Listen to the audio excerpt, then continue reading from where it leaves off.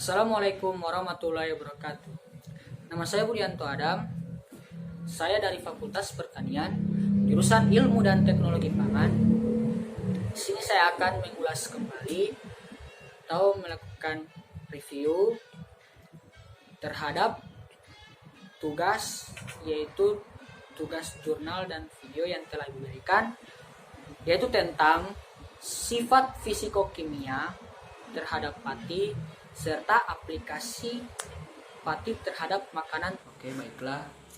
Kita akan membahas terlebih dahulu di jurnal, yaitu apa itu pati, kemudian sifat fisikokimia pada pati, dan apa itu modifikasi pati.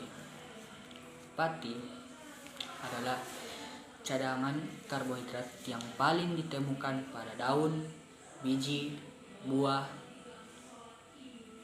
dan bunga. Pati disintesis oleh sel-sel tanaman yang terdiri dua jenis polimer, yaitu alfa amilase 1,4 amilosa dan amilopektin yang terdiri 1,4 glikosidik. Pati juga digunakan sebagai sumber karbon dan energi. Pati dibentuk dalam kloroplas daun hijau dan organel untuk sintesis pati. Produksi pati dalam kloroplas dilakukan secara cepat sehingga cadangan pati yang terkandung di dalamnya dapat tersimpan selama beberapa hari bahkan seminggu. Kita akan masuk pada sifat fisikokimia pada pati. Sifat fisikokimia pada pati memiliki karakteristik, yaitu granula pati pada ukuran, kemudian pada suhu transisi, reologi, dan gelatinisasi pati. Kita akan membahas granula pati. Granula pati berdiameter 0,1 sampai 200 pm. Morfologi pati biasanya bervariasi seperti oval, bulat, dan lonjong. Yang saya amati dalam jurnal tersebut, pada gambar memperlihatkan bahwa gandum berbentuk bulat dan berdiameter kurang dari 30 dan memiliki amilosa 25,6 lebih. Kemudian kita akan masuk gelatinisasi pati. Gelatinisasi pati ketika dipanaskan dengan adanya kelebihan air mengalami fase transisi dan ada interval suhu karakteristik untuk gelatinisasi pati.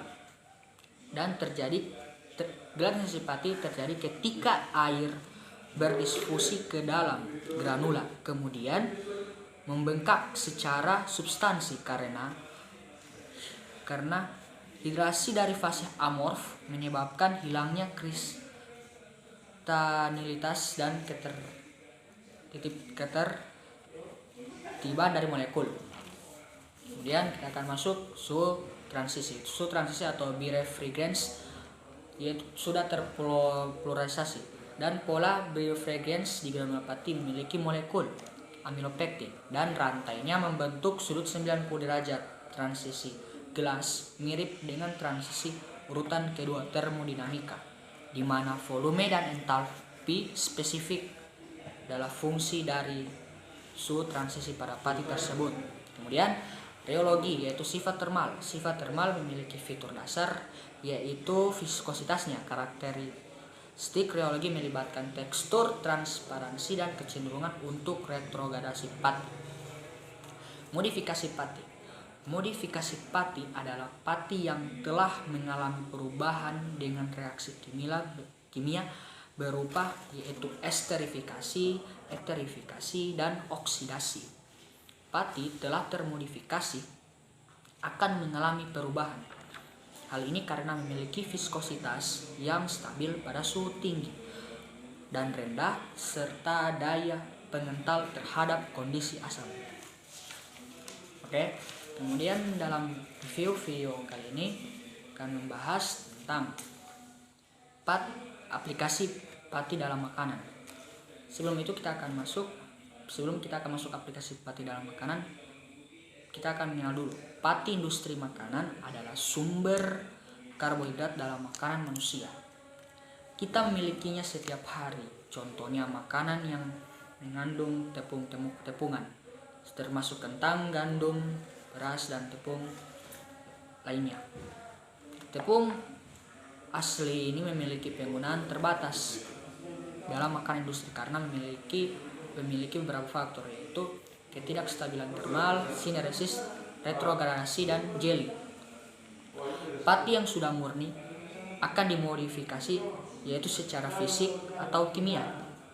Sifat modifikasi fisik yaitu meliputkan ekstruksi, pengeringan, penggilingan, pemanasan, dan pembekuan. Sementara di kimia yaitu meliputi penambahan asetil KOA, hidrolisis asam, oksidasi, dan ikatan silang. Oke, untuk aplikasinya yaitu bisa dalam video itu membahas tentang pati yang dimodifikasi di mana untuk pengganti lemak. Contohnya pada kue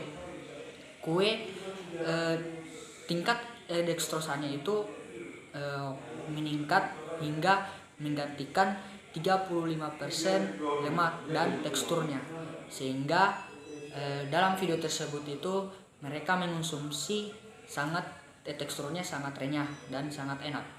Contoh kedua yaitu keju segar Manosa ditemukan kering dan tidak padat, sama halnya dengan pada kue sebelum itu. Kemudian pati jagung mampu meningkatkan kadar air untuk menjaga kualitas mutu. Contohnya pada produk mayonnaise yang memiliki kandungan lemak dan produk hidrolase baik.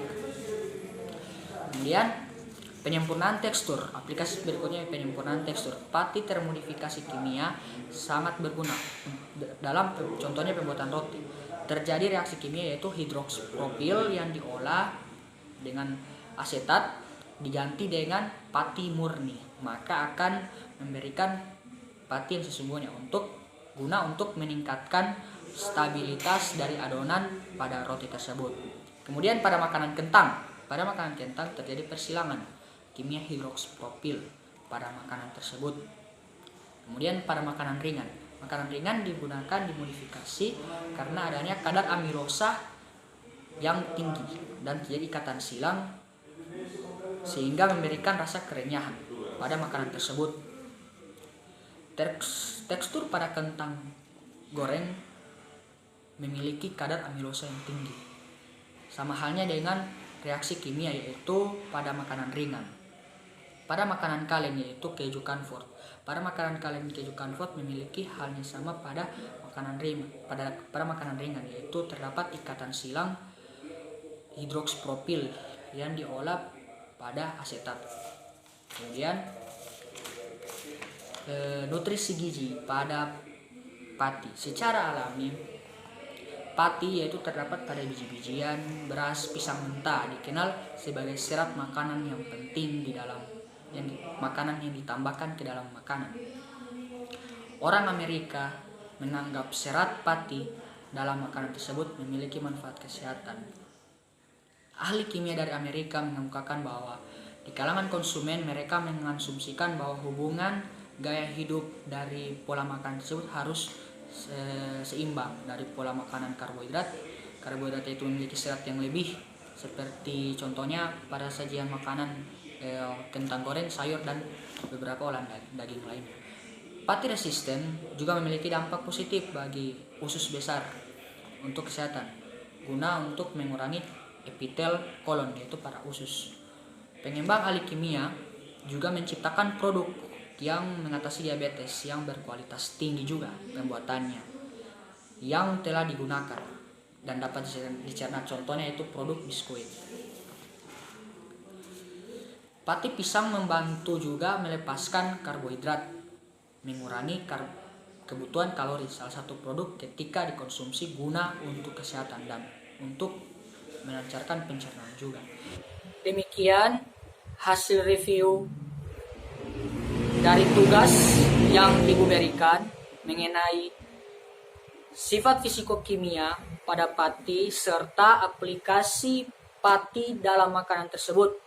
Apabila ada kesalahan dalam video tersebut atau video saya, mohon dimaafkan.